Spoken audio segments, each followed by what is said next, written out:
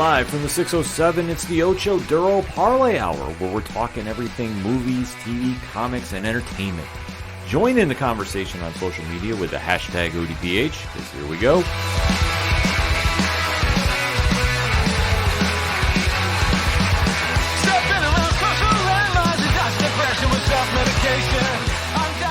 Welcome to an all-new edition of the ODPH podcast, better known as the Ocho Duro Parlay Hour. What's happening, everybody? Thank you so much for joining us this week. My name is Ken M. Joining me in studio, as always, you know him. He's the co-host. His name is Padawan J. Hello, hello, hello. Folks, we have a lot to talk about in the land of movies, TV, comics, and more. You are tuned into the entertainment edition of the ODPH, and we definitely want to interact with you. So make sure to swing on over to odphpodcast.com. Join the conversation on all our social media accounts. They're all right there on the front page. Click follow, subscribe, do the thing. Also, check out the Parlay Points blog section, where you have a lot of stuff dropping this week. The TeePublic store, the classified section, the directory, anything and everything that is the ODPH can be found at odphpodcast.com. And always remember to use the hashtag ODPHpod on social media. But kicking off this edition, and man, we got a lot to talk about. There was a certain show that finally made its dramatic debut on Disney+. Yeah. Some people have been looking forward to it. Some have been passing it by for reasons. Stupidity. I was waiting to see Pat's reaction to that. And that show is the one and only Kenobi. Uh-huh. The Star Wars spin-off featuring Ewan McGregor reprising his role as the one and only Obi-Wan Kenobi has had so much hype behind it that it kind of shut down social media for a quick second. Well, and also the fact that, you know, it was launching on the weekend that was Star Wars Celebration, which we'll get to next segment. But then also they decided to have a screener for the first two episodes at Celebration, which made sense. But then also they turned around and went, oh, hey, by the way, instead of having to wait till midnight Pacific, 3 a.m. Eastern, we're going to drop them both at midnight Eastern. To which the entire internet went, oh, shit. Well, it's a smart move because obviously they were competing with Netflix Stranger Things 4 season, which we will get to next week because I'm still catching up on that. So I got to be honest with you. A little peek behind the curtain. Because obviously this week was so heavy with Star Wars that we needed to really kind of focus in on not one, not two, but three. Count them, 3 episodes of this new series. Which is, as of this recording, the most watched original premiere in Disney Plus history. Which you know, it's not much. It's not that many there, but it's the most watched show for the opening weekend the show has come out. Well, let's be honest with this. We knew when Ewan McGregor was reprising his role that this was going to be a must-watch show because obviously who's involved. Plus, they also connected Hayden Christensen with this, reprising his role as Anakin, a.k.a. Darth Vader. So when you're bringing in those A-level movie stars, and obviously in the Star Wars universe, both Ewan McGregor and Hayden Christensen are A-level superstars. Household names. You're going to bring in all fans of the franchise, plus pop culture is tuning into to find out what the hype is about. So this was a very big deal, and I'm not surprised that this debuted as high as it did. I think the only thing would have been bigger if they had Mark Hamill on. And they announced him, or Harrison Ford coming back for reasons. Like, if you had somebody like that in, then I think it would have been even bigger. But they really want to make sure that with handling this property and making sure that it met the fan base's approval, they really went all out for this. And rightfully so. So that being said, we are going to be breaking down all 3 episodes. So if you haven't seen them for whatever reason, if you're new to the ODPH, first and foremost, thank you for checking us out. We like to give a countdown after our spoiler-free statement about the show. So once you hear that countdown, if you haven't seen this and you don't want to be spoiled and you're going, I got to catch up, pause the episode right here and then jump back in when you're caught up. Because we go deep dive in and we don't like to stop, but we give you that fair warning first. So, Pad, spoiler-free statement on these 3 episodes. I realize it's early and we've only seen 3 episodes, but this might be my favorite Star Wars piece of media ever. All 3 episodes have been incredible. They're introducing a lot of stuff. Some you catch, some you don't, unless you read the credits at the end of the episode and read who some of the characters' names are. But no, this has been absolutely incredible from start to finish. I like it episodes 1 and 2. I thought that they were a good introduction. I wasn't blown away by them. I did like them, though, so I want to stress that. I'm not saying that they were bad. I'm just saying, for me, I wasn't blown away. However, I thought episode 3 was a lot better than what I've seen previously, and I'm fully invested to see where we're going in a galaxy far, far away. That said, 3, 2, 1. Pad, let's talk that talk. What did you really think? No, this show's really amazing. I've got one gripe with episode 2. You know, it's been amazing overall. I thought it was interesting at the start to do, a 3-minute recap of the prequels, but hey, needed for some folks. But overall I thought it's been really amazing, and the stuff they've been working in there, both subtly and kind of some not so subtly, has been very interesting to see. And to the folks who kind of moan and groan that the expanded universe is gone and all some of the stuff I grew up reading over the years is gone, they're bringing more and more of it back in. Some of it you got to pay attention to the credits and who's playing certain characters, and some of it just by picking up on lines and what Obi-Wan has been saying. Yeah, I thought this was a good intro. Like I say, I wasn't blown away by it because how the first 2 episodes came across to me, I legit went, oh, we've been here, done that. It was called The Mandalorian. Right. I thought they borrowed a lot from the first season plot. And I was like, oh, come on. But once they really got going with the story, and like I said, episode 3 I thought was very, very good. Oh, yeah. And I thought that was the strongest one because for me, that felt like we were finally going into a different direction, so to speak. But it was never a case of I was tuned out. Sure. And I was like, okay, this is just a cheap ripoff. Sure. But I thought for all the hype that was involved, I thought maybe my expectations were too high. Maybe. I mean, the episode 1 made sense to me simply because we haven't seen this character. And I realize we've seen Clone Wars, but that all takes place before this.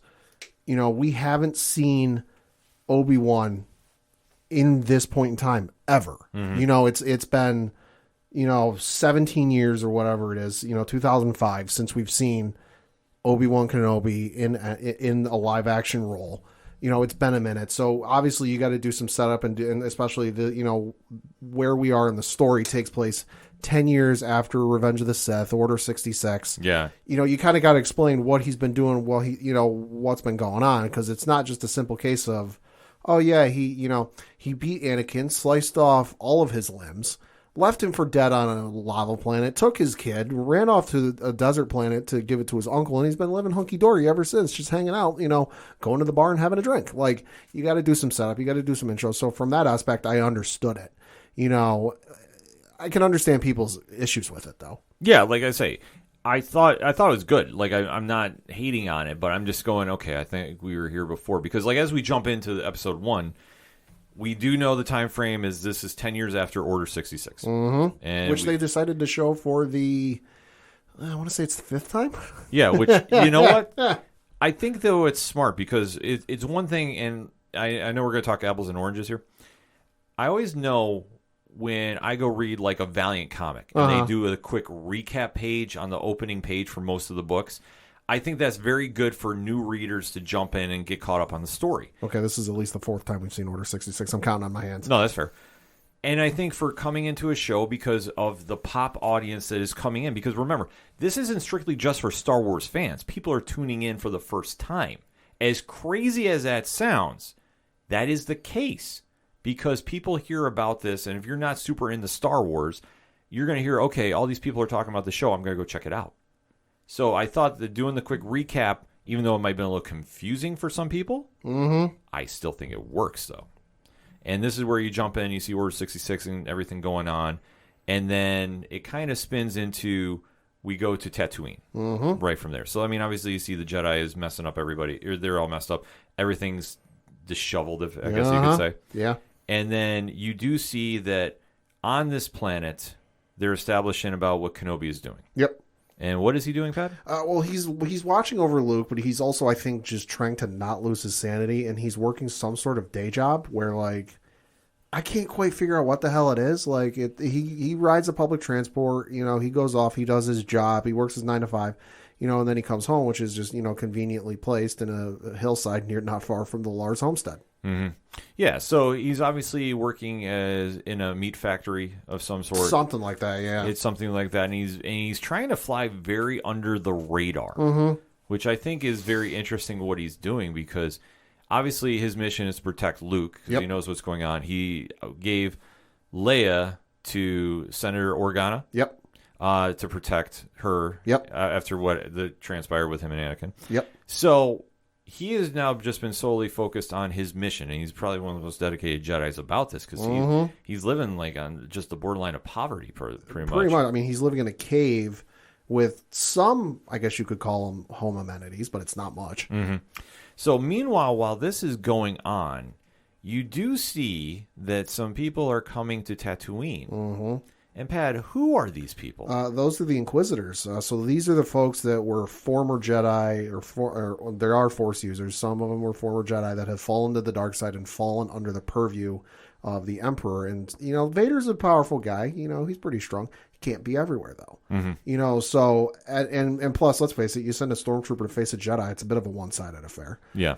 So these are the folks that whenever a rumor or something crops up about a possible Jedi being out in the universe, they're the ones who get sent in to kind of investigate things, figure out is this real, is this fake, and then handle it from there. So we see a ship landing on Tatooine, bringing the Grand Inquisitor, so obviously Grand head guy, and also two other Inquisitors, one being the fifth brother and the other being the third sister, or better known as Reva. So as you see, they're looking for a Jedi who's named Nari. Yeah. Well, we don't find out it's Nari until later. We just know they're looking for a Jedi on Tatooine, and of course you, the viewer, are going, well, shit. They're looking for Obi-Wan. Come to find out, no, it's this Jedi named Nari. Yeah, so as they're searching for Nari, this is now drawing in Obi-Wan's attention. Because Nari does track him down at one point asking for help.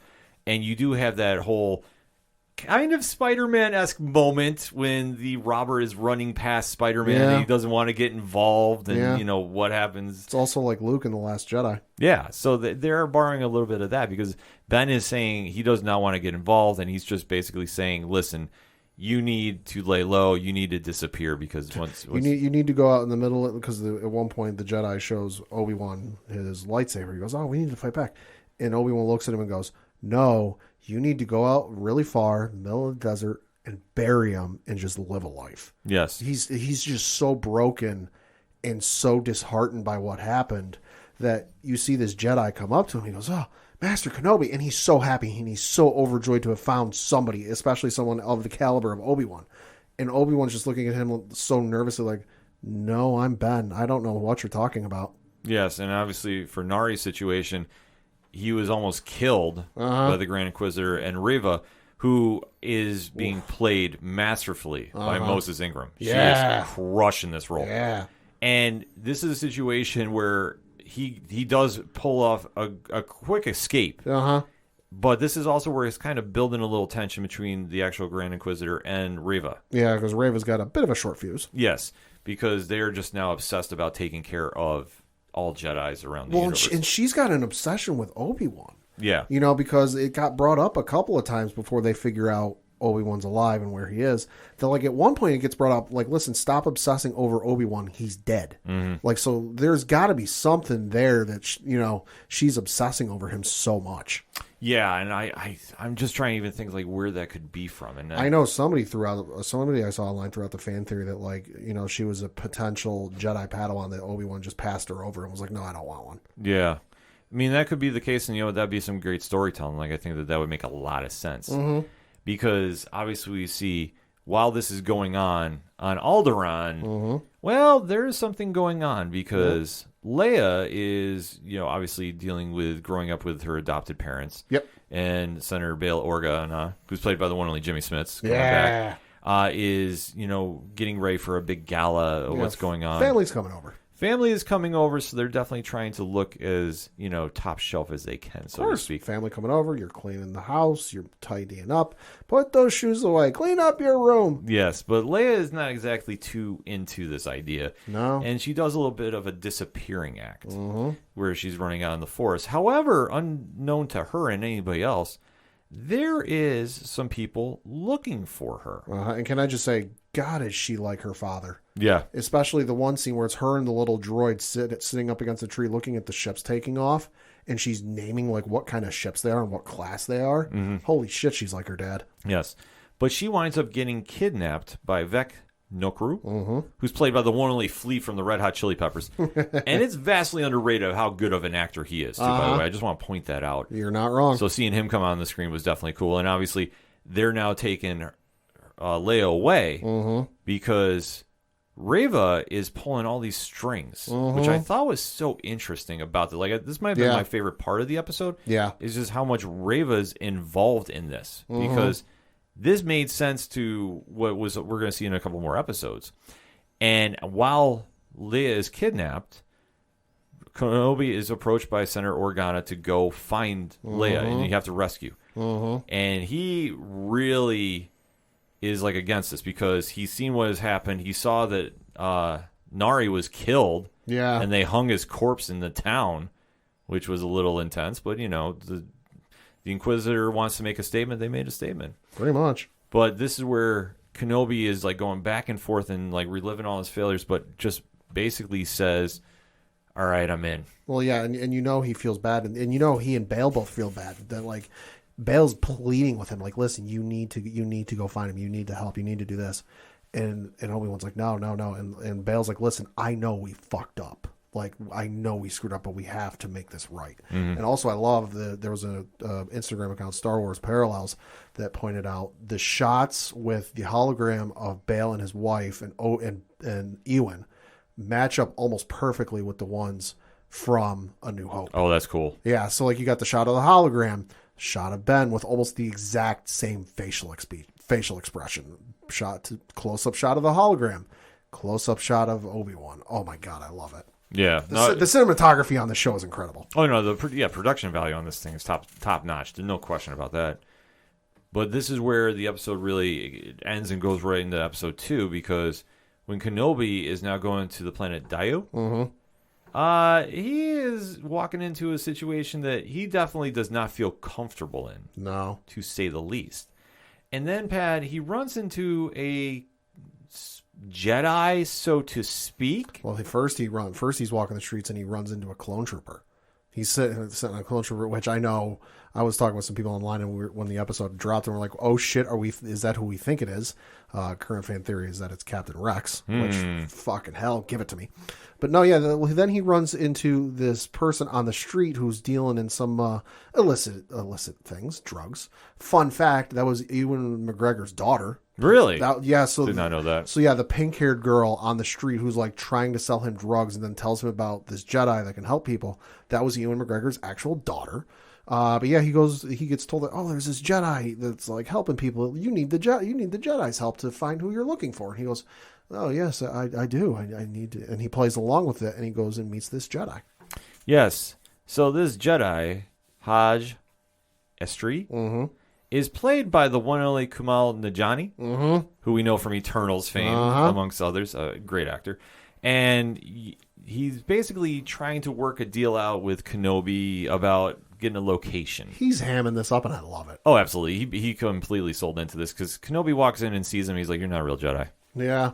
And he plays him along, and he kind of strings him along and goes, okay, I can see through this, that you're not who you say you are. Yes. And he plays along with it until it reaches the point where all right, enough's enough. Right. So after the meeting of the mind, so to speak, the business deal, if you will, Haja tells Kenobi this is where Leia is being kept. So he knows, he gets the directions, goes in there and makes a dramatic rescue. Yep. So this is kind of where, like I say, it ties in a little bit about the Mandalorian. So obviously it was the same thing with the Mando going to rescue Grogu. Yeah. It's a big deal to make the escape. So when this escape happens, obviously the Grand Inquisitor and everybody catches wind. Yeah, because I like a gunfight between Kenobi and then some because Reva shows up on the planet and puts a bounty on his head. That it's a bounty large enough that nobody can ignore it. That all the communicators or whatever they are start going off. They see the little wanted poster. They see the dollar amount and they go, yes, please. Yeah. So they all go looking after him. Gunfire ensues. The Inquisitors hear the gunfire and they go, aha, that's where he is. Yes. So it definitely turns into a situation where Leia and Kenobi are on the run. Well, and Leia's running away from him, and this is my one gripe with the episode, was this chase sequence just went on for way too goddamn long. Yeah, I agree with you. You know, where Obi-Wan shows up and he goes, "Oh, I'm here to save you. Your father sent me." And then her being, you know, a 10-year-old, things happen, she doesn't believe him, and she takes off. So that was my one gripe with these first two episodes, was that this chase sequence, I understand it, way too long, though. It was way too long, plus all the roof jumping that was going on, too. Yeah. And I'm sorry, the parkour with Reva was annoying as hell. I'm sorry, that's the one gripe I got about her in this show. Yeah. Why did we need this? I mean, it looks cool, but yeah. Yeah, unnecessary completely. So meanwhile, while he's on the rooftop chasing after Leia, who, I mean, we got to give credit to the young Leia. Yeah, Vivian Blair. She's fucking sassy. Yeah, my God. She's captured the late Carrie Fisher's essence and perfectly brought it to screen. So, you know, obviously got to shout her out. I mean, as she's running away, though, obviously these mercenaries on the rooftops, too, have the same skill level of stormtroopers shooting. Pretty much, yeah. Because nobody can hit anybody. I mean, it's dark. I understand that, but this is where I have my one gripe about this. When Leia falls off the roof, because obviously she's running, there's people chasing, she winds up, you know, trying to jump and doesn't make it. Obi-Wan has to use the Force. Okay, he struggles, but he struggles, but he kicks in. So it's, you know, it's like basically, you know, finally getting the batteries working on, you know, flashlight, and then finally he clicks in. They haven't said it, but I wouldn't be surprised if he did like what Luke did when we met him in The Last Jedi, where Rey goes, "Oh, you cut yourself off from the Force." I wouldn't be surprised as if, like a precautionary measure, Obi-Wan didn't do the same thing. I could see that happening. Because Obi-Wan, a guy of his stature and caliber, look at what he did in the prequels and just how gifted and how powerful he was. Should have been able to catch her, like, drop of a hat, snap of your fingers. But he's like, fuck, I'm an old engine getting started back up again. Yeah. But he does make the dramatic save. But meanwhile, while he's doing this, right, he took out one mercenary shooting at him. Yeah. The other one is not shooting at him the entire time. Yeah, I noticed that. I was like, "Are you kidding me?" Oh, yeah. Like, I understand it's TV, I get it, but I'm like, "Are you for real?" Like, you're just gonna be like, "Hey, well, you know, we'll make it an even playing field." Stop. Yeah. Like, how does he survive in this? And let alone he gets to the ground like a teleportation or something. He is down on that ground quicker than he can say Star Wars. Which I'm like, oh, come on, people. This is not the way to go. This is not the way. But they do make their escape, though. And he does get a little bit of a help from Hajjah, who comes down there and basically says, well, there's another way off this planet, but it's a little tricky. You're going to have to get on a cargo port. Yep. And he guides him there, but he's like, listen, I can buy you some time and see what I can do, but I can't do a lot for you. So during this, they have a kind of standoff, and obviously Reva just comes in there and just completely wipes the floor with Hajjah. Like, it's not even close. But during this, she does shake him down for information that realizes that this is Obi-Wan. And now she tips that information off to who? Some dude in a black suit and a black helmet named Vader. Yep, you just hear the breathing, and it was like, oh, we just decided to ramp everything up. Perfectly fine with this. So now Vader has caught wind that Obi-Wan is here. And he is going to get involved in the situation. Because he's got a little bit of a vested interest. Yep. But at the port, though, we do see that there is a dramatic escape going on with Kenobi and Leia. Yep. And during this point, too, the Grand Inquisitor is trying to obviously score the win.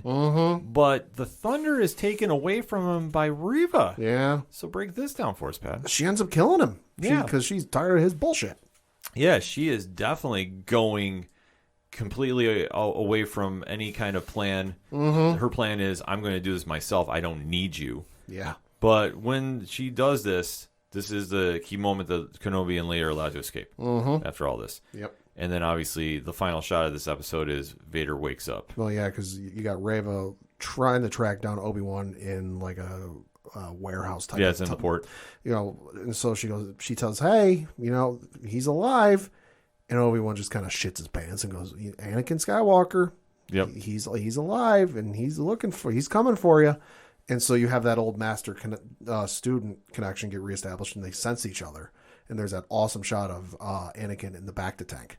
going, and he just kind of wakes up, which is awesome. So, and I mean, I can understand why Obi-Wan thought he was dead. He did sever all of his limbs and leave him for dead on the side of a river of fucking lava. But hey, surprise, he's alive. So now all the parties know everybody's back on the board. See, that's the one thing. Like, Reva's like letting everybody know like who's back. Because once it's tipped off, the Vader awakens and realizes that Kenobi's back in here, and then Reva does tip off Obi-Wan that Anakin never died. Yeah, which Obi-Wan kind of presumed he did, which is in line with what they did in the old expanded universe. Old expanded universe, Obi-Wan thought he was dead because, hey, I cut off his limbs and left him for dead by a river of lava. And then he hears a news report saying otherwise. But, hey, this is equal as shocking. Yeah. It works better than a tweet, folks. So, like I say, Ray was letting everybody know who's alive. Yeah. And this is how it clicks back in. So, like I say, a little confusing on that point. But you know what? It definitely established what we go into for episode 3. Because now Vader says, give me Kenobi. Yeah, because there's a job position open right now. Obviously, Grand Inquisitor. And Vader says, hey, you find him, I'll make it worth your while. Give you a nice little promotion. Yeah, and goes all out because now there's droids that are looking for him as well. Yeah, the Imperial probe droids get sent out. Yeah, and those are kind of a big deal, Pat. Yeah, I mean, you see them when Vader uses them to find Luke in Empire Strikes Back. So, yeah, they're kind of like a quick way to just send stuff out and say, hey, search the planet. We don't have time to look everywhere. Yeah. So, while this is going on, we do see that our pair of heroes here are now on the planet Mapazo. Yeah. And they are trying to work out a deal to catch up to Hajjah's rendezvous that he had allegedly set up for him. But they come to find out that maybe he wasn't on the up and up about that. Yeah, nobody's there. They're not quite sure what the hell's going on. So they do see a transport coming to him. And Obi-Wan's like, oh, we should avoid them because on the way out there, he did see a bunch of like Imperial troopers and Imperial logos. And so he's very nervous because the Empire has a strong presence here. This transport comes towards him and he's like, oh, maybe we should avoid him. And Leia's like, no, let's go say hi. Yeah, because obviously they're taking their chance. And Obi-Wan comes up with the story. He's like, all right, fine. This is your name. This is my name. I'm your father. You're my daughter. And you don't speak. Well, you mean I'm afraid to speak or I just don't have the ability to speak? You don't have the ability to speak. What does she start doing? Talking. Yep.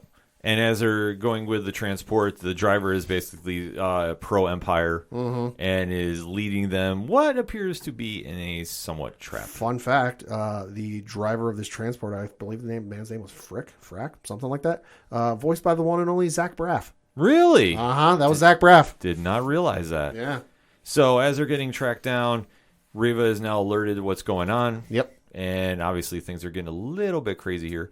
Because as she's alerting, they do get some unexpected help, Pat. Yeah, so they get to they make one stop along the way, and there's troopers on the side, and he goes, oh shit, this ain't good. Maybe we should get out of here. He picks them up, goes, oh hey, what? The driver goes, oh hey, what are you out here? Oh, we're looking for a Jedi and a little girl. Oh, this is awkward.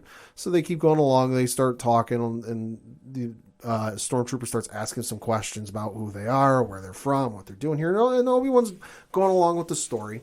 But then along the way, he slips up, and instead of calling Leia the given name, he's told her, oh, this is what I'm going to call you. He slips up and calls her Leia. And at that point, I was watching the episode, and I went, oh, shit. This ain't good. And the Stormtrooper goes, hey, he just called her Leia. And rather than reacting to this, he just kind of sits there. Yeah. And Obi-Wan quickly goes, well, you see, Leia was her mother's name, and her mother's no longer with us. And they look so much alike, which, oh boy, this is hitting close to the chest. Yeah. They look so much alike that I sometimes call her by her mother's name. Oh, okay, that seems acceptable. And they just move along. They get up to another checkpoint, and Obi-Wan's nervous. They're like, oh, maybe you can stop here. You can let us out here. And he's like, no, it's fine. I know these guys. They're just doing a checkpoint. The shit hits the fan. Fight ensues. And when a female Imperial officer shows up and they really start getting nervous, she kills the stormtroopers there and goes, hey, I'm here to help you. We need to leave. Yes. So they do get some help and desperately needed it at this time too. Yeah. Indra Varma, who's playing Talia, yep. Is the one who's trying to help them, get off the planet and stay low.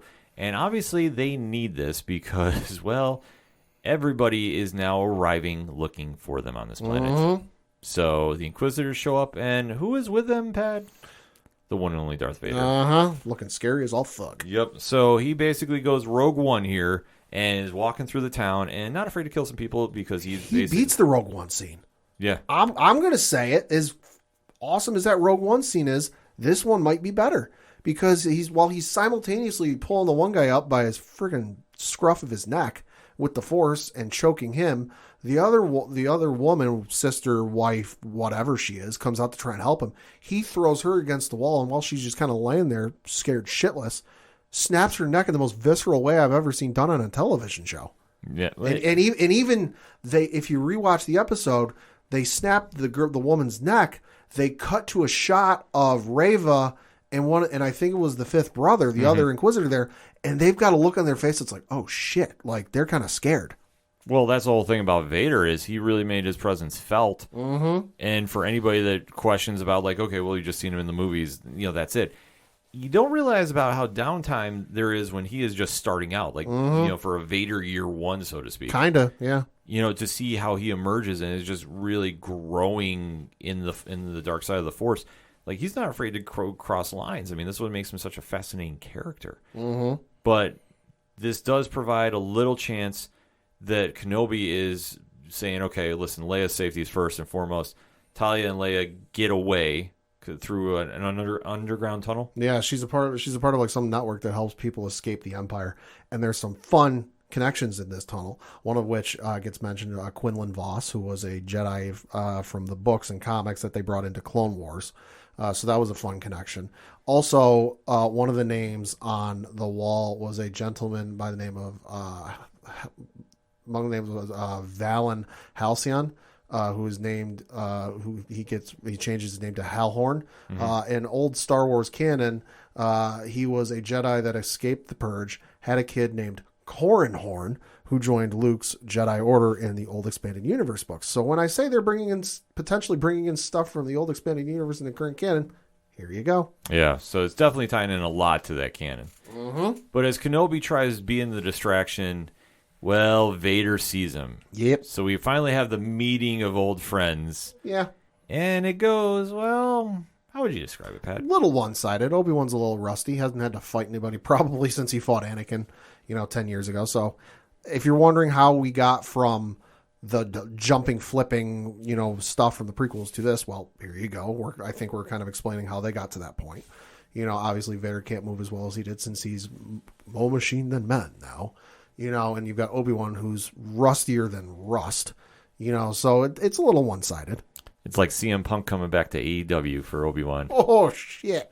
Your reaction is priceless. God damn. So to see him come back, yeah, this is a one-sided affair, and Vader literally takes this round one, takes the fight, and has him basically force choked out and then decides to light him on fire. Yeah. Man, they really did go AEW this week. I did not realize this. They did. Shout out to Eddie Kingston. So while Kenobi is being burnt to death, Talia comes back for him. Yep. And she does, do a distraction. She blows up some more tanks. There's a bigger fire, and then is able to save Obi-Wan. But Leia is still trying to run. Yep. And obviously this works out so well. Oh, yeah. Because the final shot of this episode is Leia's running, and Reva is waiting at the other end. Hi, I'm here to help you. Yep. Yeah. End scene. Yeah.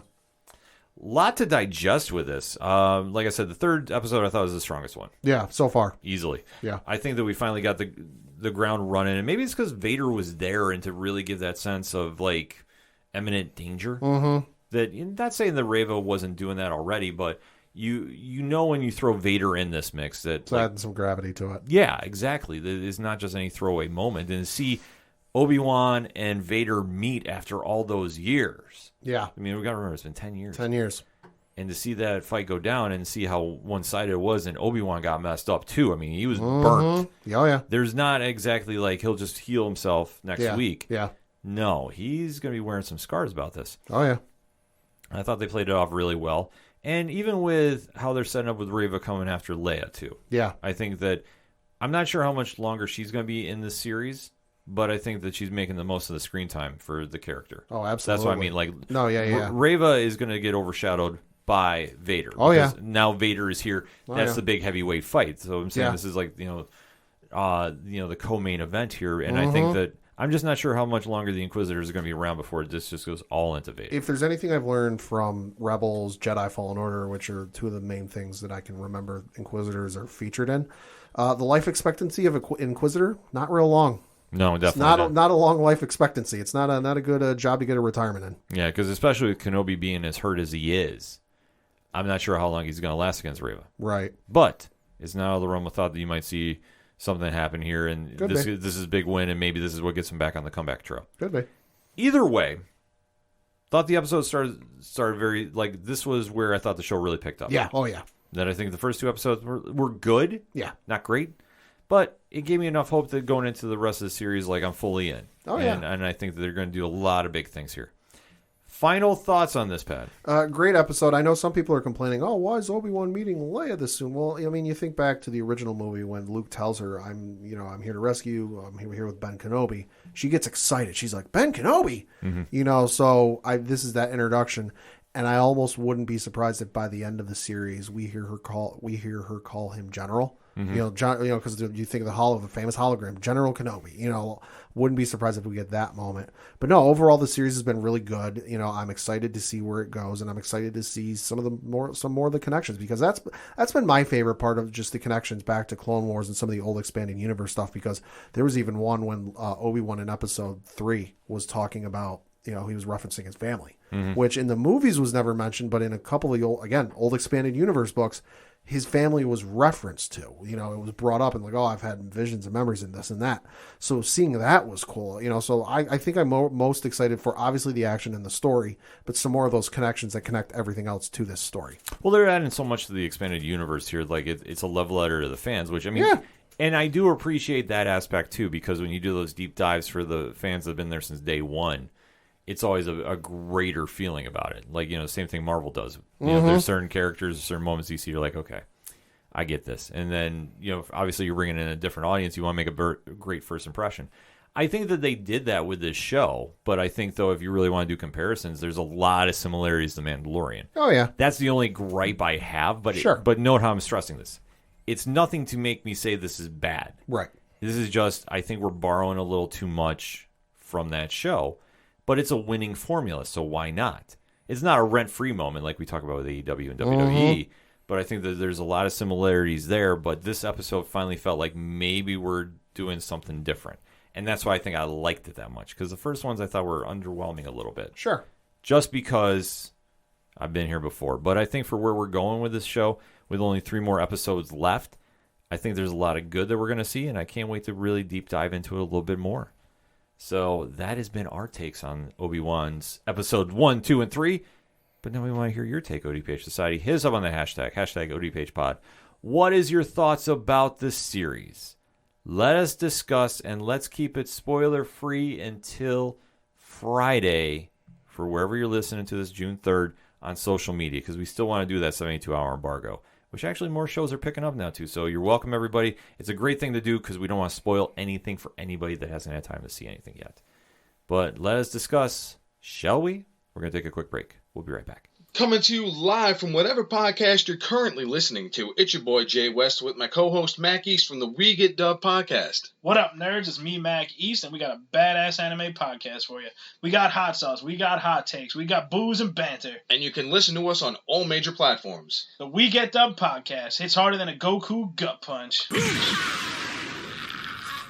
Coming back for another segment on this edition of the ODPH podcast, and there is more Star Wars to talk about. Yeah, there is. Can you believe it? Yes, I can. And why is that, Pat? Because this past weekend, from Thursday through Sunday, taking place in Anaheim at the Convention Center out there, was Star Wars Celebration, returning after 3 years, I want to say. I want to say the last one was in 2019 before Rise of Skywalker came out. I think so. So, yeah, returning for the first time in 3 years, Star Wars Celebration, which is the all things Star Wars convention. Well, Star Wars and Lucasfilm. They talked about a couple other things there that, aren't Star Wars related, but it's the Lucasfilm Star Wars convention, where it brings together the animation, the live action, the filmmakers, the TV folks, the comic comics to toy makers. If it's anything to do with Star Wars, it's there. I know, and a lot of people complain, oh, there's not a lot of Star Wars news lately. It's been real quiet. Well, yeah, because they're loading it all up for this. Because holy shit, they revealed some stuff. Well, that's the one thing that I think the fan base is definitely getting more excited as you're hearing Kenobi's coming, and there has been talk about other shows and projects. And this is one thing that when you see a company or a franchise branch out to do their own conventions, whatever, love it or hate it. Like I know Netflix Geeked Week is coming up. Yep. And I know obviously DC Fandom is one instead of doing the traditional San Diego, New York Comic-Cons. I think the fan base just gets so antsy to hear anything. Right. That they think no news is bad news, but in all reality, no news is good news because they like to unleash everything at once. But sometimes it's sensory overload. Yeah, a little bit. So we're going to run through some of the stuff that, caught my eye and jumped out to me that took place at Star Wars Celebration this past weekend. Obviously, we can't run through everything because, well, we'd be here until the next Star Wars movie comes out. Facts. So starting off, it was announced over the weekend that coming this spring in 2023, we are going to be getting Volume 2, also or known as Season 2 of the Star Wars Vision series. Now, for those of you who remember, this was I forget how many episodes it was, but it was a number of episodes. 11, I think? So, something like that. Series that took place on Disney Plus, where it wasn't canon, it wasn't really anything, so you didn't need to know anything going into it. You could go into it kind of blind, but it was done with a number of Japanese animation studios that could kind of put their own spin on things. A lot of critical praise. I know a couple of the episodes just won some awards over in Japan. I think they've won some awards over in England as well. Highly praised, and I believe we received a lot of good words about it. So super excited for this. Nothing was given in terms of like what studios or what they're going to be doing with it. Just that, hey, it's Volume 2 is coming in spring 2023. Volume 1 was a definite surprise. Yeah. I didn't think I was going to like it as much as I did. No, but yeah, me too. But it definitely caught the eyes, and it gave the franchise a nice breath of fresh air. Yeah. Because it's done in a different style than we're used to seeing. And it still had a lot of the same themes that go into Star Wars brought to it. So it didn't tamper anything, didn't do anything super out of the realm of thought. Yeah. And it definitely added something to the franchise that I think it went over so well that that's why we're trying a season 2 for it. So I'm all here for it. Oh, I am too. Can't wait for that. You know what else I can't wait for? The sequel to Star Wars Jedi Fallen Order. Oh my God, this game Jedi Fallen Order is one of the best Star Wars games ever. Like, period. Highly recommended if you get a chance to play it. Usually it's on, if you got a Xbox or PlayStation, it's usually on sale, if they're doing like a summer sale or a fall sale or one of the big sales. Usually it's on there. That's where I picked it up, was last summer during the PlayStation summer sale. Great game. Been waiting for a sequel because it kind of left it open for a sequel. Don't want to spoil it too much. Right. But that Vader scene, though, Yo. But no, during Celebration, EA Games and Respawn officially unveiled the sequel. Been rumored for a while, but we finally got confirmation, which the title will be Star Wars Jedi Survivor. So it did give us an awesome looking trailer. It's a teaser trailer though, so there's not too much to go on. You do see the main character, Cal Kestis, going through his motions. The ship he was on, which I forget the name of it, has crashed. He's going through some issues and being hunted and pursued, as one does. We did get a little bit of a blurb description to us courtesy of the YouTube video from the official EA Star Wars YouTube page, which reads, Star Wars Jedi Survivor picks up 5 years after the events of Jedi Fallen Order. Cal must stay one step ahead of the Empire's constant pursuit as he begins to feel the weight of being one of the last remaining Jedi in the galaxy. Accompanied by his trusty companion, BD-1, Cal will meet and ally himself with an array of unique and interesting characters on his journey.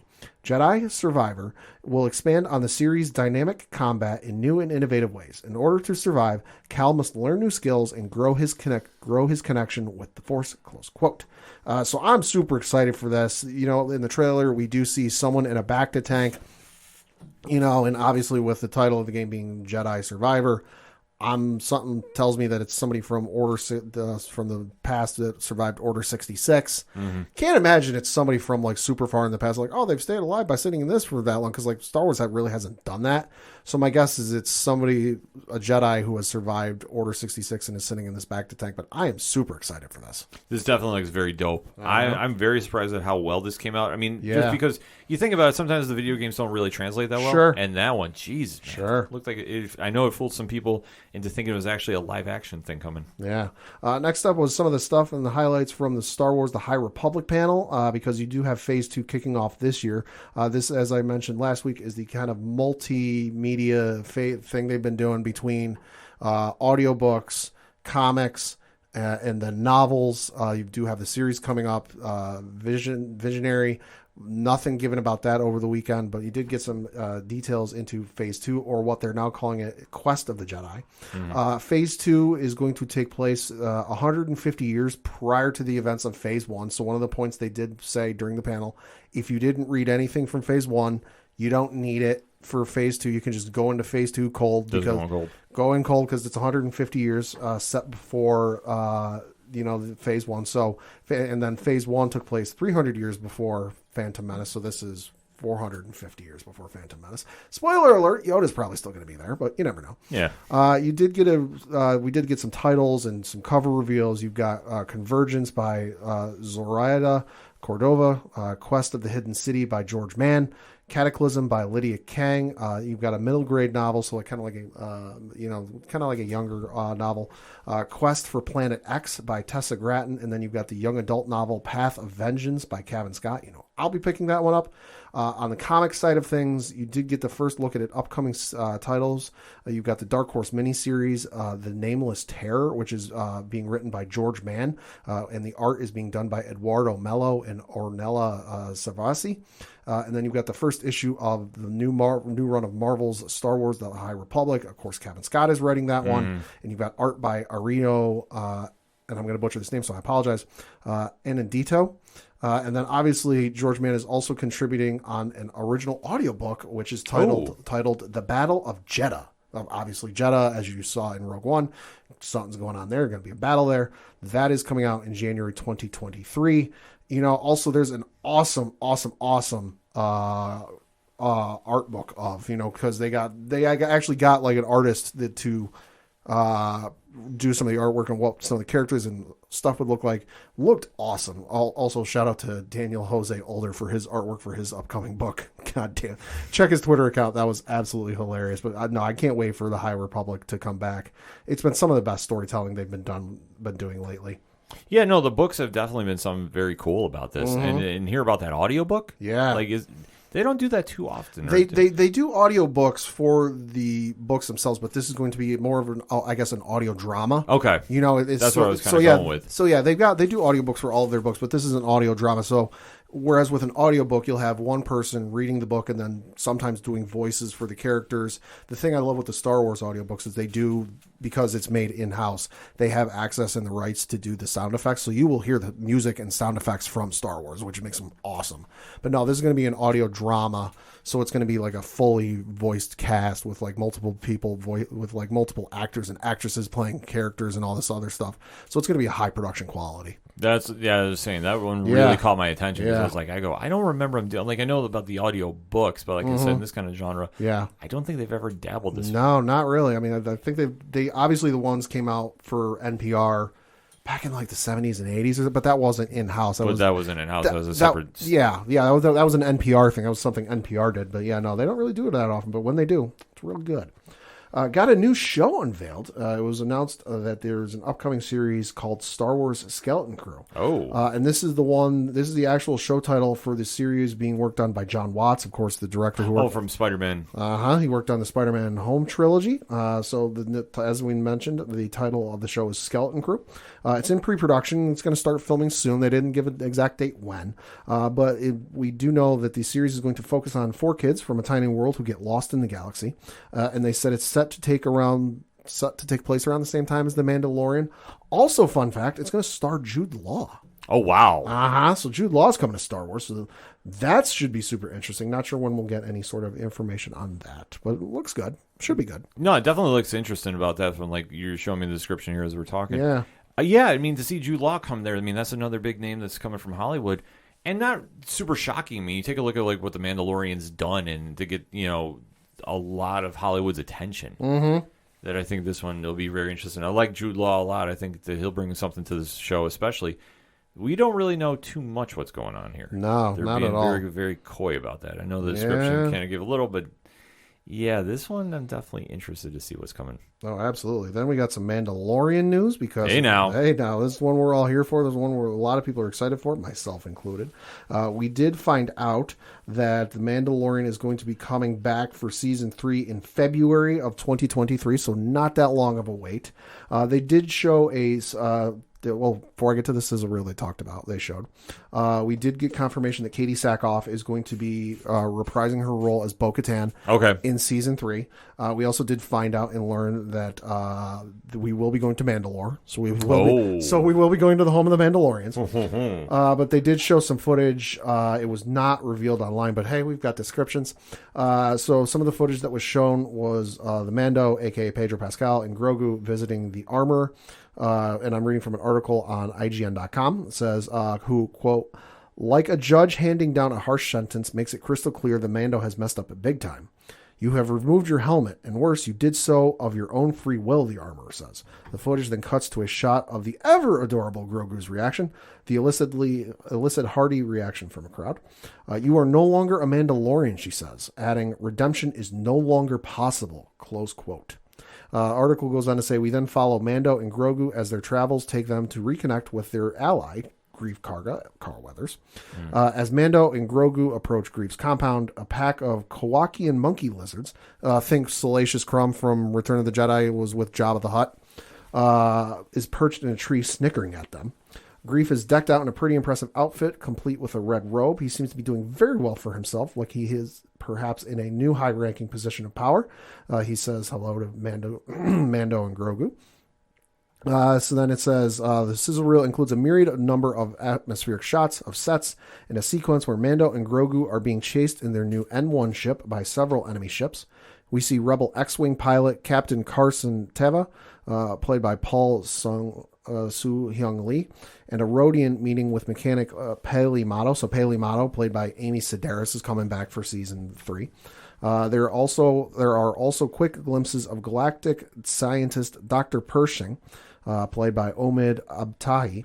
Greef looks like he's about to get into a quick draw duel with someone. We also see Mando and Grogu floating along in his hoverpod, so the hoverpod's coming back. Oh, okay. Exploring what appears to be the mines of Mandalore. There are also shots of several different Mandalorians. But hey, it looks really good. I'm super excited for it. They've clearly shot a number of episodes for season 3, so I can't wait. Yeah, give me season 3 already. Like, how well that show has gone over. Like, did we ever think it would be this cultural phenomenon that it is? I knew it would be popular, but I didn't know it would be as popular as it is. Yeah. You know. We also got a teaser trailer, poster, and a release date for when the Andor series is coming out. So this, of course, is the prequel to Rogue One, starring Diego Luna, reprising his role as Cassian Andor. Trailer looks real goddamn good. Trailer looks phenomenal. Series is coming out on August 31st with a 2-episode premiere. They also confirmed, which it's been rumored for a while, but was officially confirmed during Celebration, that it will be getting a second season. Super excited for this, and it's going to be answering a lot of questions. I think, especially there's one shot in the trailer, kind of towards the latter third, where you see somebody speaking in the formerly Galactic Senate, now Imperial Senate, and I pointed it out to Ken. It's the same pods that we saw in the prequel trilogy, also the ones that Sidious threw at Yoda. They've clearly fixed them. But there's noticeably anyone sitting in the pods missing. So either this person's just kind of standing there looking at things, or the Senate's in session and nobody's there. So things are not looking good for the Senate these days. Thanks, Jar Jar. Thanks a lot. I mean, you're not wrong. No, I'm not wrong, obviously, but I'll tell you another thing I'm not wrong about. I mean, that series, the trailer looked dope. Yeah. They didn't give away a lot. I mean, obviously, being a prequel for Rogue One, they're not going to tip their hand too much. And obviously, there is a finite timeline here before, obviously, it leads right into the events of Rogue One, which I think is something very cool with that. So 2 seasons is perfect for this. Yeah. They also talked about the upcoming Ahsoka series, which will be coming out, I think it's like springtime next year. And we did get, obviously, Rosario Dawson was there to talk about the show, and we did get some new details about the show. Obviously, this is taking place in the same time, post Return of the Jedi, so that same time period as Mandalorian.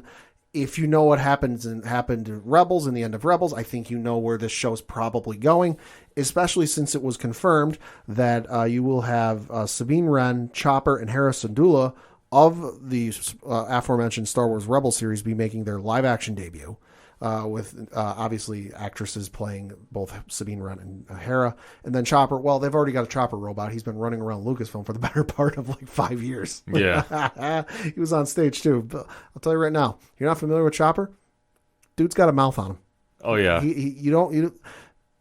Fun fact, if you go and watch Rebels and you just fill in what the beeps and boops are with like swear words, it works perfectly. I'm just saying, he's got a mouth on him. He's a sassy little guy. But no, the footage, from what I heard, and I did see a photo that got posted, looks awesome. There was a mural at the end of Star Wars Rebels. Don't want to spoil it because you should absolutely go watch the series. Feel like it's going to be integral watching for parts of this Ahsoka series coming out. But there was a mural at the end of Star Wars Rebels that was shown during the panel for this. About a 1-to-1 copy. It looks absolutely incredible. I can't wait to see this show. No, I mean, this one I think is probably the most anticipated on my radar. Because, I mean, Rosario Dawson coming here, I can't wait to see what she's going to do when she gets a full season to work with. And just, you factor in everybody they're tying in with this, too. I mean, they're really hyping this up to make a good run with it, and as they should. Because, I mean, obviously, I know some people have been worried about oversaturation. And it's like, I think this will be fine, folks. I don't think we have to worry about that too much here. And then, as I predicted, hey, I gotta say, called it. We did get a trailer for the Bad Batch Season 2 during their panel, which took place on Sunday. Trailer looks awesome, continuing the story of you got the group of clones who's just trying to survive after Order 66 has taken place, hide from the Empire. The Emperor is in full regalia. And I want to point out, you watch the trailer, that's not a voice actor trying to impersonate Ian McDiarmid. That's Ian McDiarmid doing the Emperor. That's cool. And that's new lines. It's not like they did in Clone Wars where they lifted audio from Revenge of the Sith to plug it in for Order 66. That's new audio. That's Ian McDiarmid voicing new stuff for this series. So that looks super awesome. You also, at one point in the trailer, do see a Wookiee wielding a Jedi. New character to some of you, but if you're a fan of the Clone Wars and you watch the Clone Wars, you know who that is. That is the Jedi, I believe his name is Gungi, who was introduced in one of the earlier seasons of Clone Wars, where they basically showed the process or like the right ritual of young Jedi going to get their crystals. So he clearly survived Order 66 and is still there. So super excited to see this. The didn't give a release date. They gave a release window though. They said it's coming out in fall of 2022. So I'm very excited for this. Yeah, I know, like I was saying, with oversaturation about the Star Wars franchise, there is a market for this one, too. Like, I know people, this is another one that I didn't think was going to go this far, but here we are. So I'm definitely excited to go check this one out. And then the one I think a lot of people were excited for and learn about was the Tales of the Jedi series. Oh, okay. They did specify about this. They did talk about this. So a reading from an article on IGN.com reads, quote, Star Wars Tales of the Jedi is an animated anthology series set at different points during the prequel era.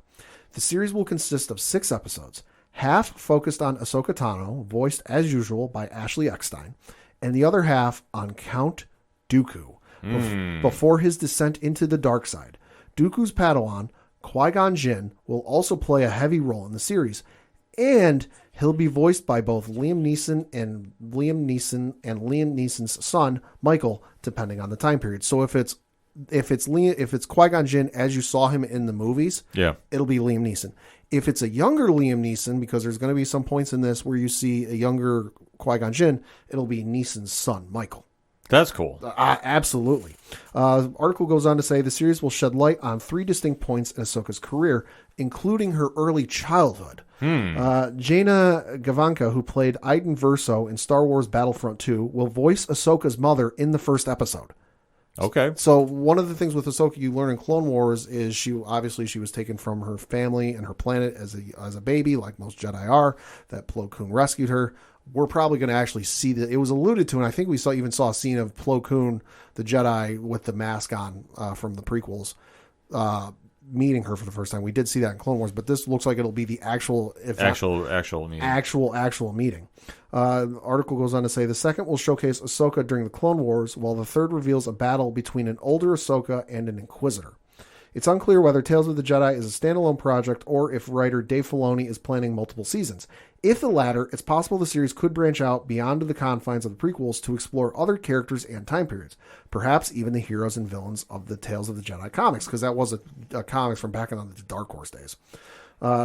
Should be super excited for this. No real word on when this is coming out, but I am...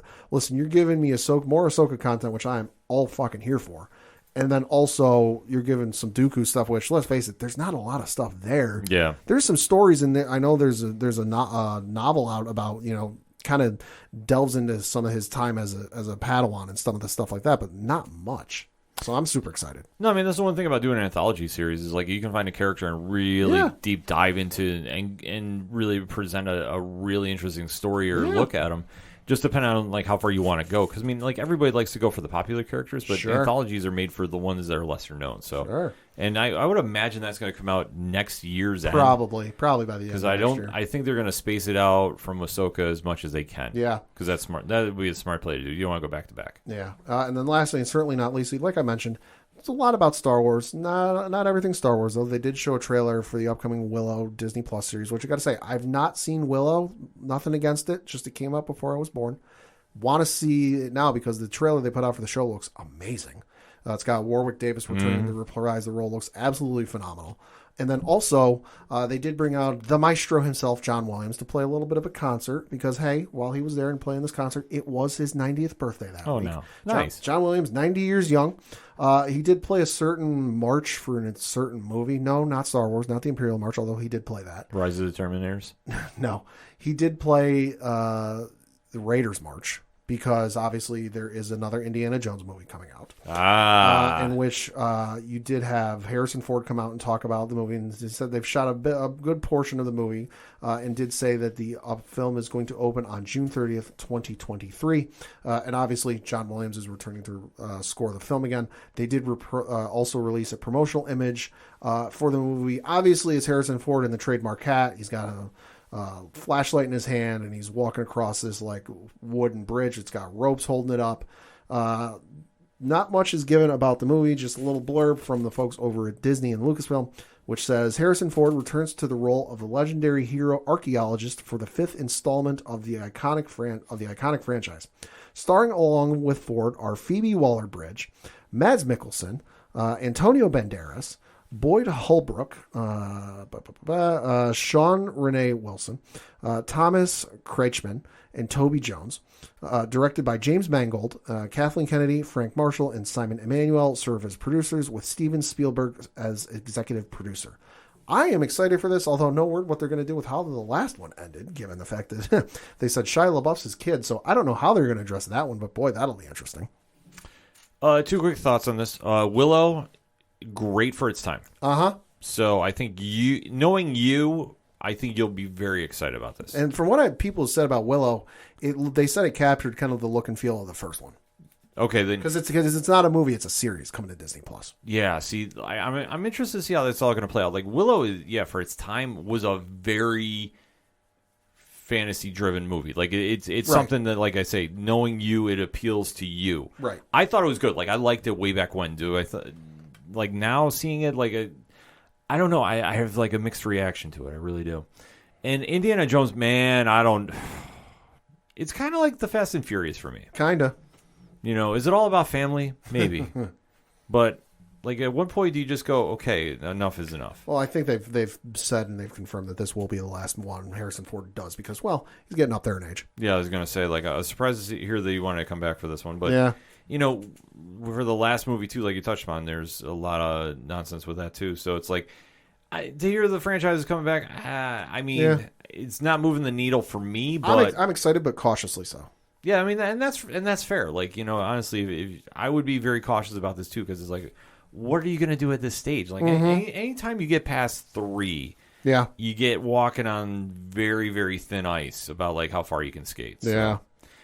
Either way, though, a lot of stuff coming out there. So, I mean, obviously, I think for me, Ahsoka is the one I got circled. I really am excited about. Vision's coming back. I think is going to be a very cool series, too. Yeah. Skeleton Crew is the one I think is the biggest X factor for me. Because I don't know what to expect. It's got John Watts, so I'm in.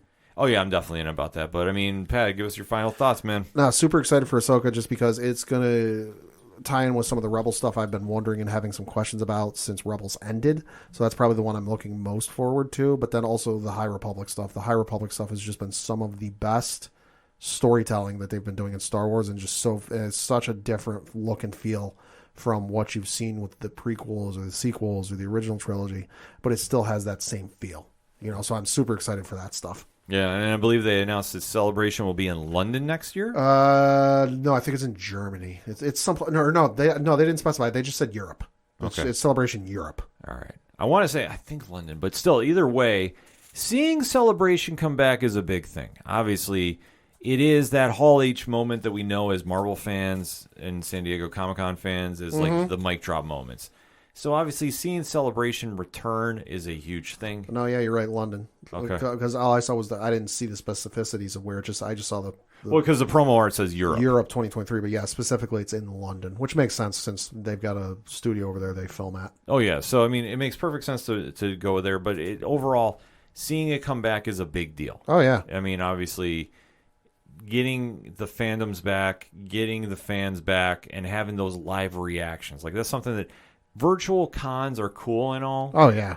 But still, there's nothing like sitting in a room with fellow fans and embracing the fandom when something really amazing is coming on screen or you hear it coming out. Mm-hmm. There's nothing that touches upon it. And even for the Star Wars fan base, like we say, we worry about oversaturation with it because they got so much coming out. Yeah. To hear that excitement really kind of gives you a good, easy peace of mind.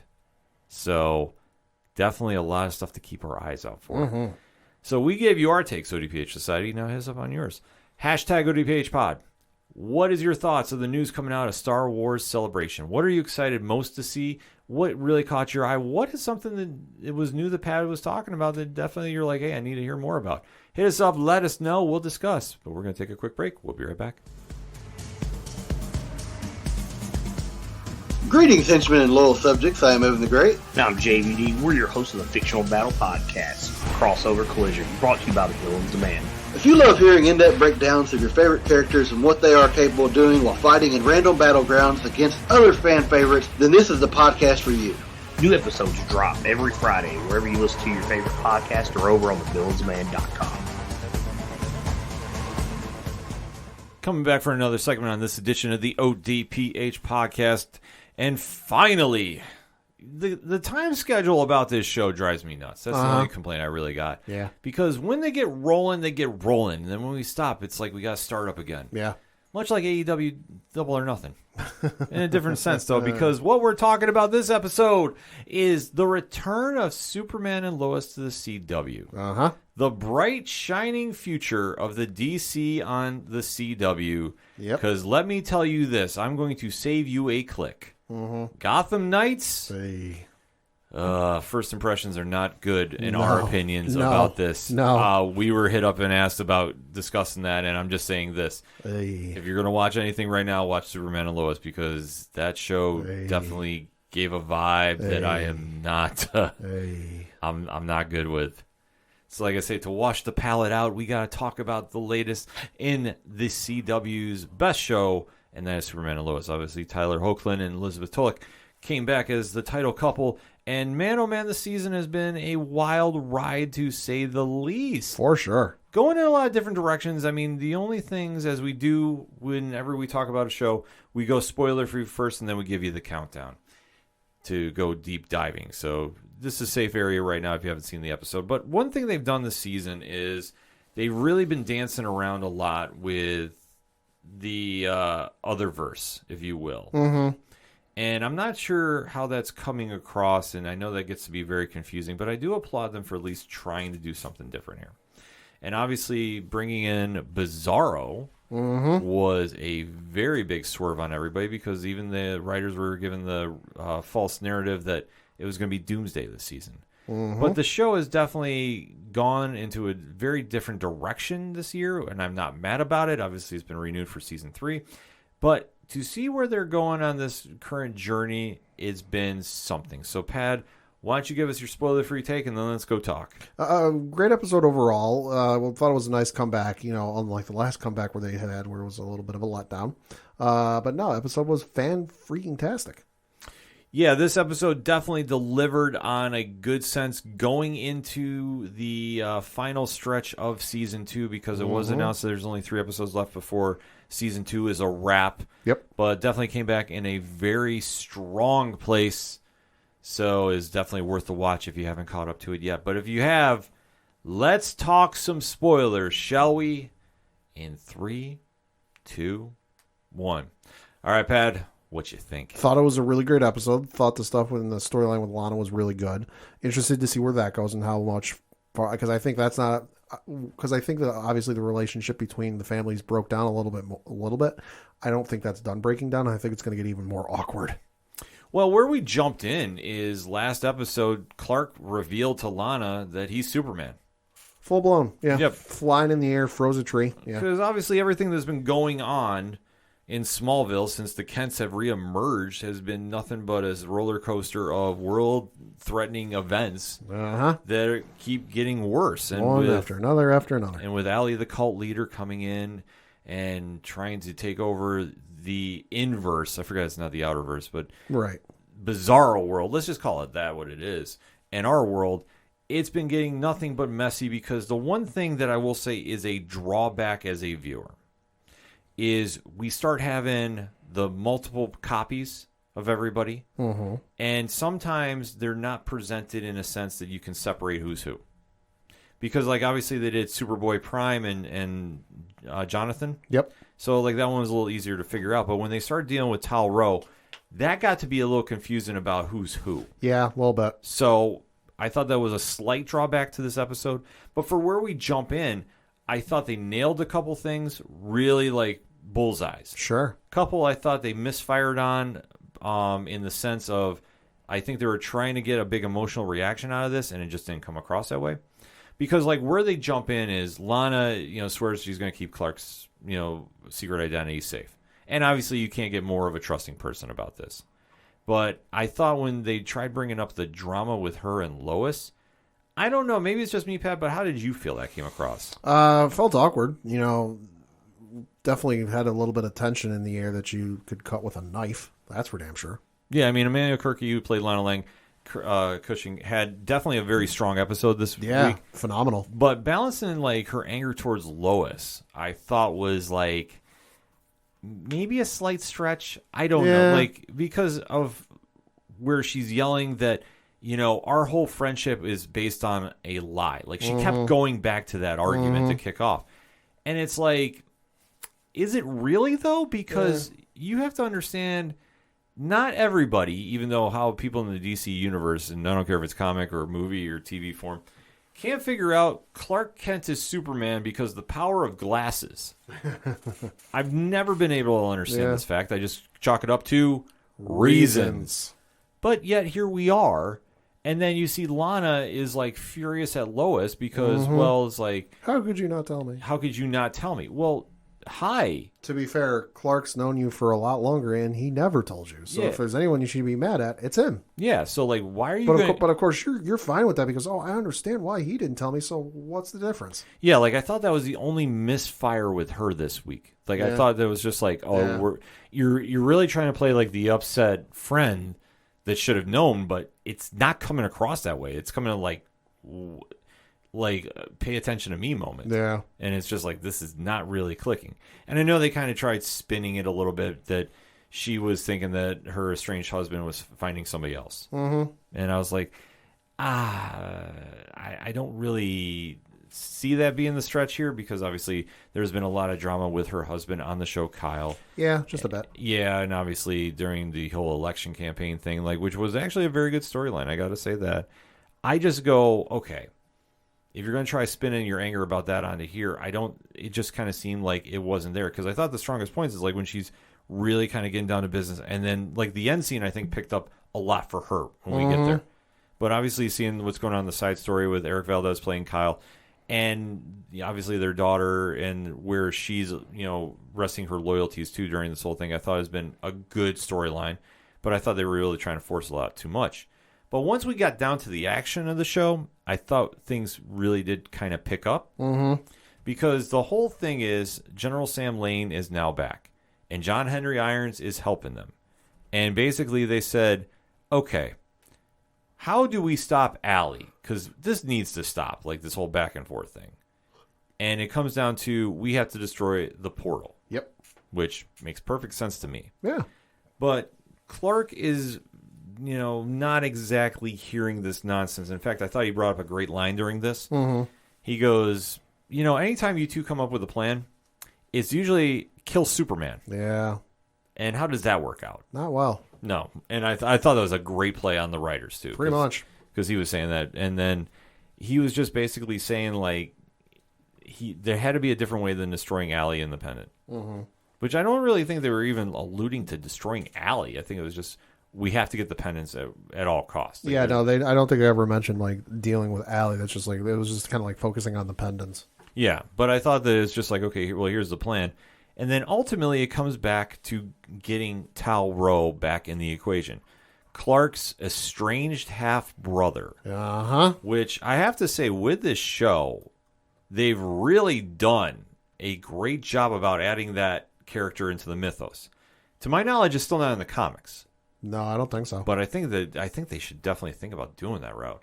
Adam Rayner, who's been playing Tal Rowe, did an excellent job with this episode too. As you see that Clark is going to visit him in the DEO prison and saying, okay, we need to work together and we have to stop Allie. And Tal is just sitting there like, well, what's in it for me? Mm-hmm. You going to give me a library card so I can read more books here? Which I was like, God, man, that's such a good line. Yeah. And Clark is just like, no. He's like, what do you want? And he goes, I want my brother back. Yeah. And he's playing this con game, and that's the only way you can describe it, too, to get out. And he's saying, like, look, I know I made mistakes. I want to make amends. I want to do right. He's had some time to think about what to say. Yeah.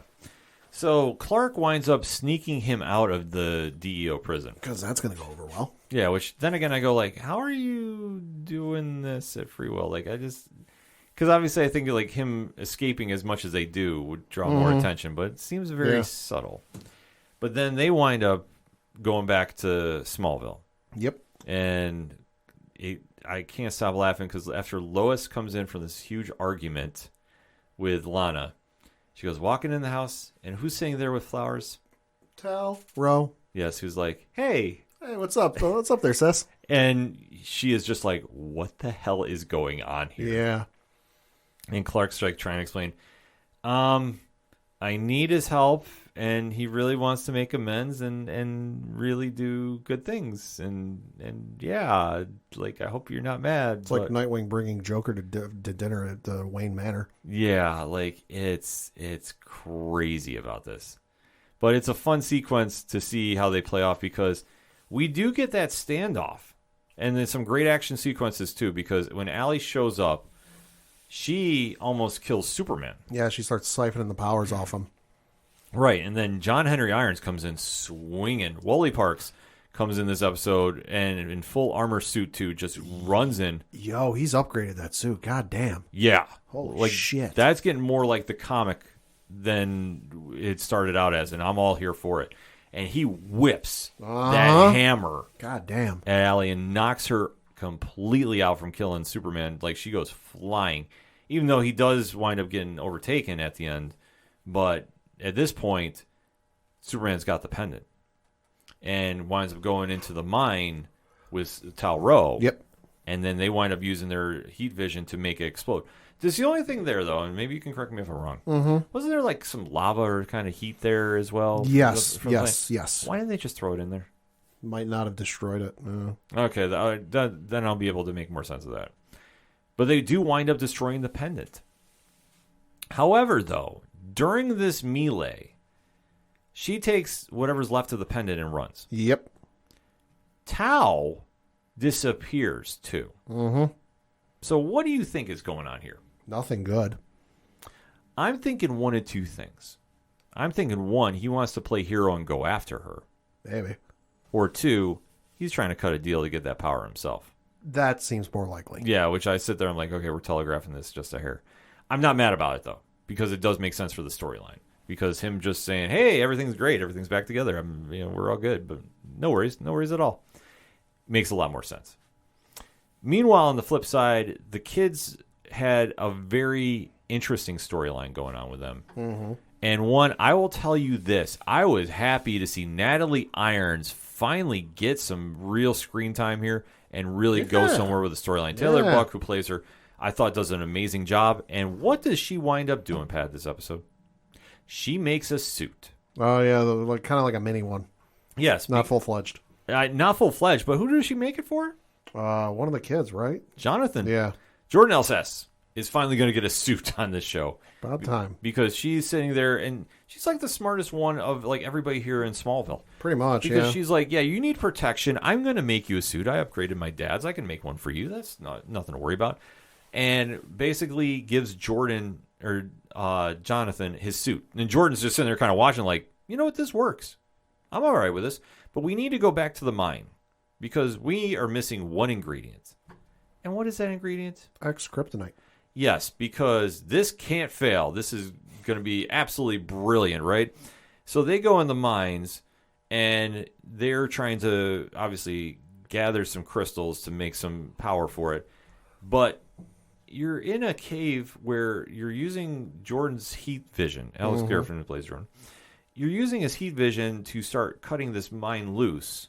Well, what do you think is going to happen when you start shattering the foundation? It's going to come down on you. Exactly. So they have to make a daring escape out of there with whatever they have and leaving all this extra kryptonite just sitting in there. It's an interesting story where they're going with this, but I was very happy to see Natalie on screen and get some major time because I think she can be a major character on the show. So I'm definitely excited to see where her storyline's heading here. Ultimately, though, this show ends with Lois and Lana meeting up again, and Lois trying to make amends by saying, "Hey, just so you don't feel so bad, Clark's not the only one with superpowers." Yeah, let's sit down and talk about Jordan. Yeah. And Lana, and this is why I said she had a great episode, is sitting there and goes, "No, I'm not telling anybody about this. It's really your deal," to paraphrase. Yeah. And for the safety of everybody involved, I'm not saying a thing because I'm not telling. So you can't shirk responsibility on this one. Yeah, like, no, you're like, listen, I understand you feel guilt-ridden because you didn't tell me. I don't care. I will get over this in time. This is a shock. I need time to process this. Give it to me. Yeah, we need to not see each other. Yeah. So, like, you keep your space, I keep my space, we keep it moving. But I'm not going to sit there and tell my family, especially my young teenage daughter, that, oh, yeah, your ex-boyfriend is actually a Superman. Because, yeah, that will go over so well. Oh, yeah. So, and now, obviously, hearing about that there's a doppelganger of Lana running around that has powers. Yeah, she's just like, okay, I'm out. You guys just fix this yourself. And then we end with a trip back to the Bizarro world. Oh, yeah. Which I thought this was confusing at first because of who's in the jail. Now, am I the only one that thought this or no? No. Okay.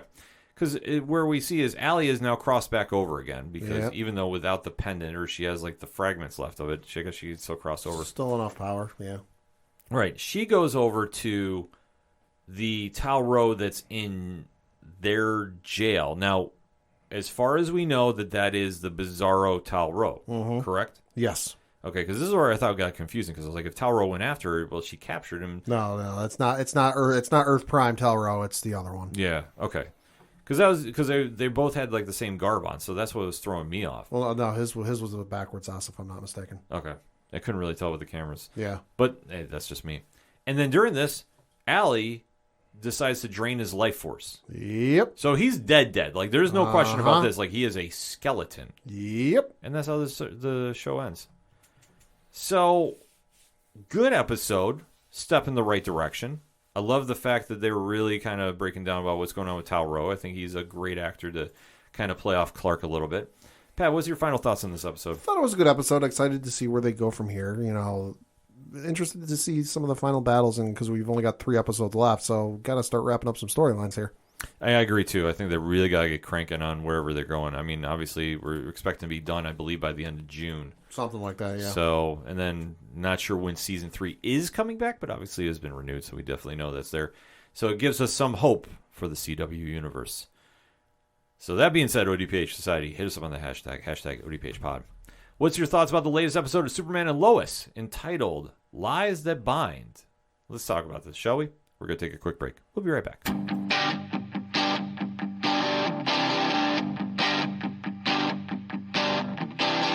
This is Tom from Tom Joe Lou. This is Matt from Sideroom Sounds. And you're listening to ODPH Podcast. Wanna go where no one knows my name, to the desert, the oceans, or the plains.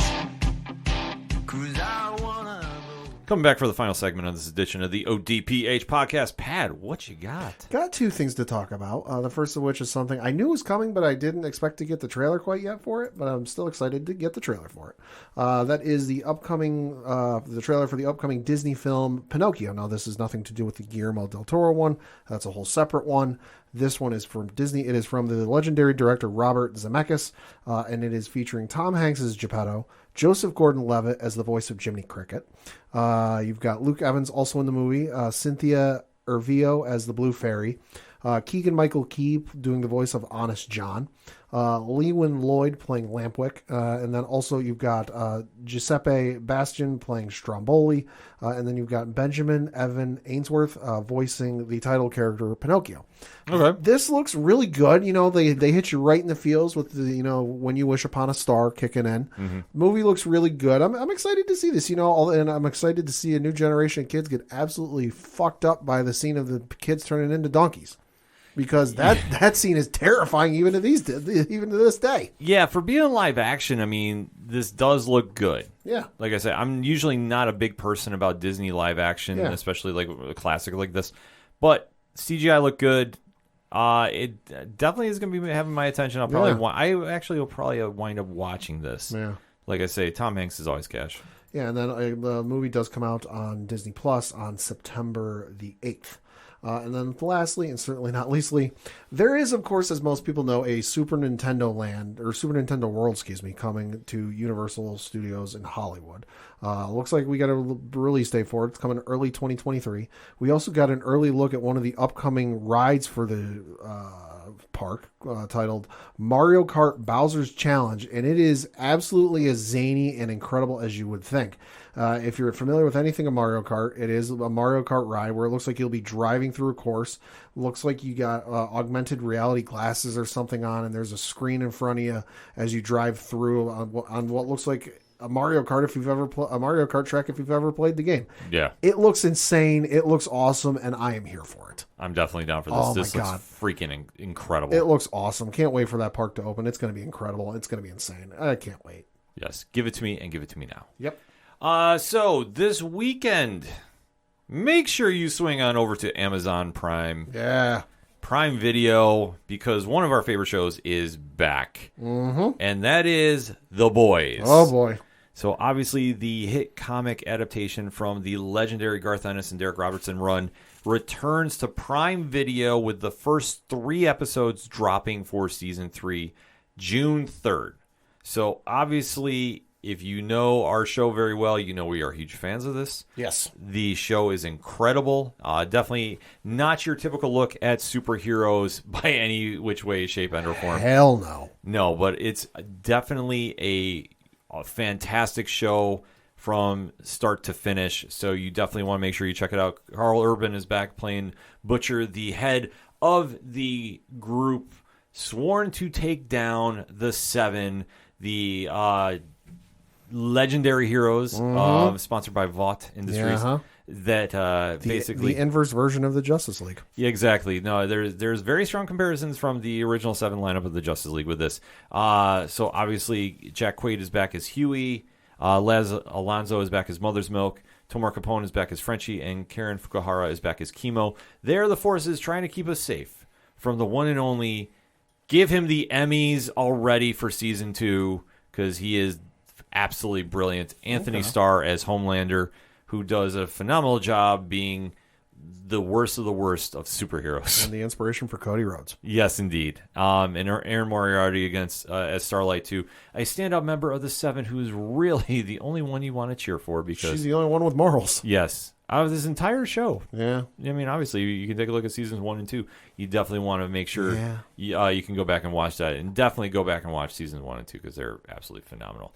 Season 3, like we say, is coming out. The first 3 episodes drop Friday. We'll have a lot to say about that this weekend. Definitely on social media. So you want to make sure you're following, Parlay Points and the ODPH social media accounts because we'll be talking about this series without question. Mm-hmm. And then going into the comic reviews for the week. It was kind of a quieter week with Memorial Day going on, and on behalf of the whole ODPH podcast team, we obviously want to say we honor and remember the military who have fallen and given their ultimate price to sacrifice for freedom. So obviously Memorial Day, that's what we always remember it for. So there was some books that did come out this week, though. We definitely want to make sure that you definitely go check out at the comic shops. And the first one I had on tap, Once and Future 26 by Boom Studios. Obviously, Kieran Gillen and Dan Mora are just doing such fantastic work on this book. Like I said, Kieran Gillen is writing some of the most imaginative stories that you're going to find at the shop.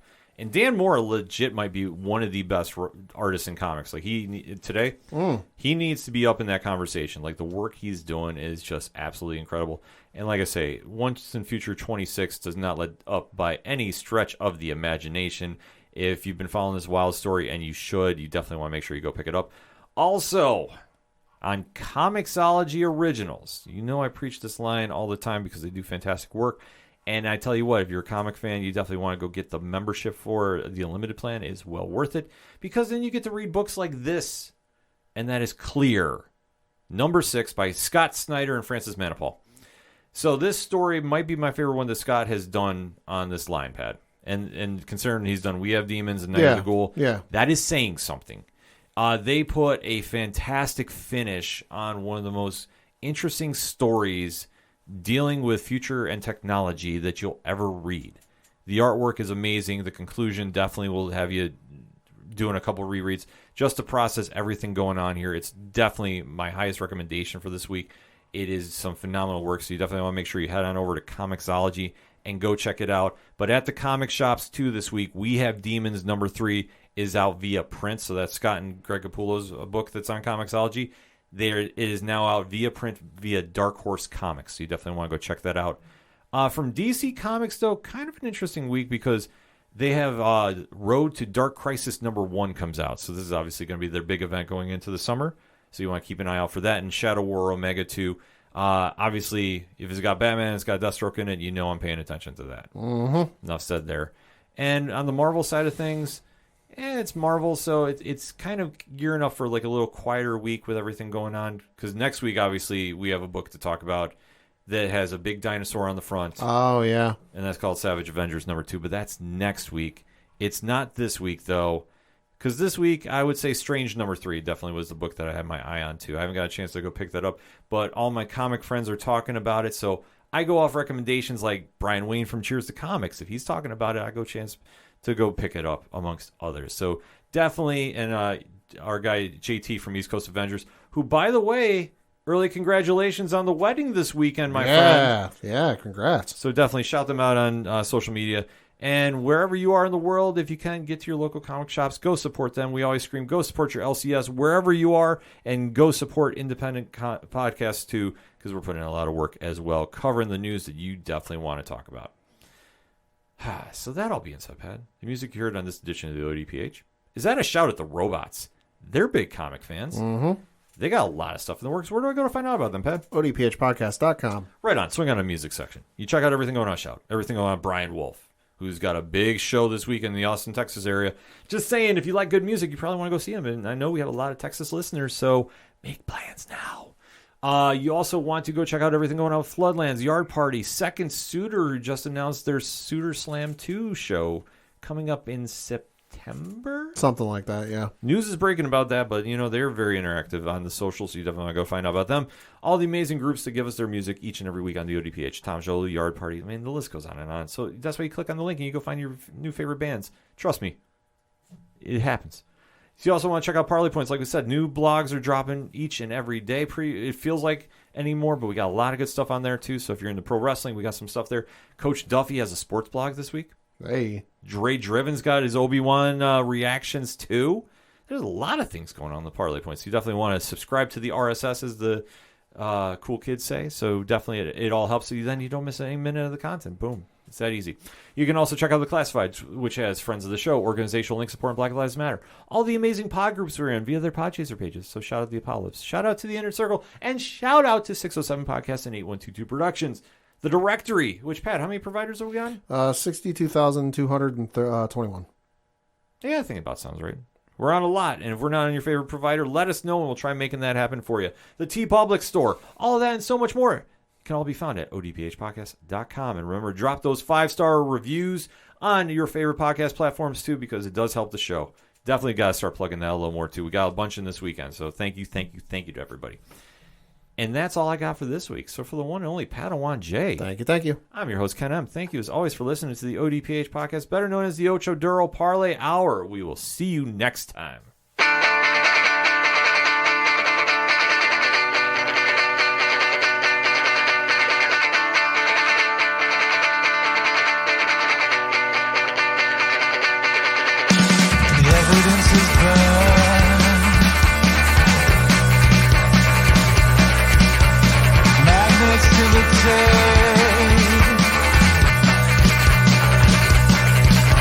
The darkness has crept up to cover your face, sliding backwards in disguise, and nothing collapses into place. So we try to keep our heads above the water, but it gets so hard to breathe out here.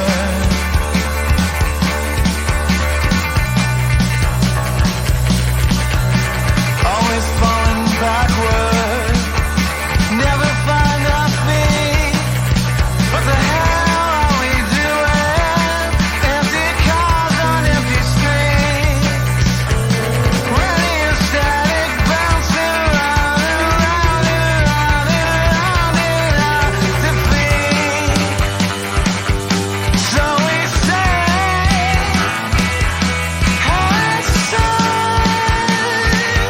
where the last been broken voices in the sky.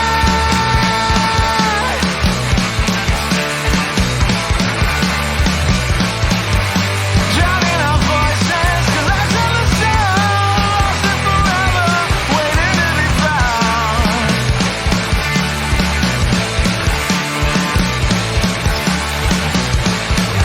We're up in the clouds, there's no coming down. We're lost in the crowd, there's no one around.